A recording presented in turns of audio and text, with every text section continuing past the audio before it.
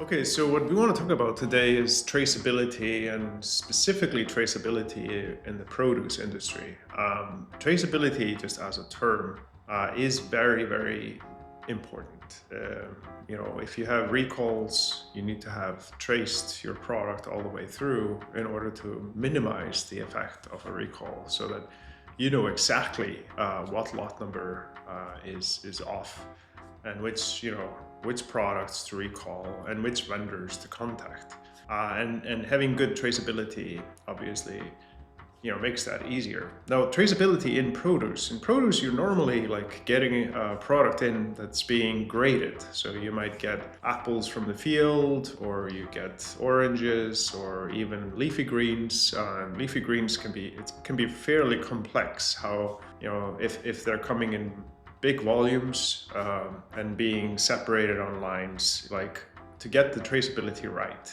And we have worked extensively on having the traceability not be in the way, because you need to be scanning the lot all the way through. But if it's a high volume flow, that is sometimes difficult, but at the same time maximizing the accuracy of the traceability that's being done, because you want to, if you have a recall, or when you have a recall, because it does happen for any reason. It could be like mislabeling. It doesn't necessarily have to be something that's wrong with the product, other than very minor. You want to minimize the impact of the recall because it's costly if it's large. So traceability is absolutely essential. Now, also traceability allows you to track costs effectively.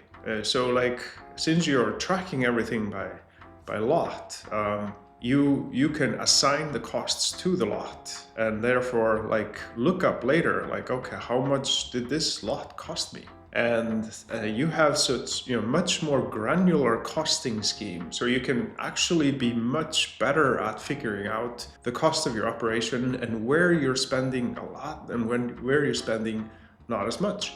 You might even figure out that some of your product lines going to some of your customer groups are just losing money.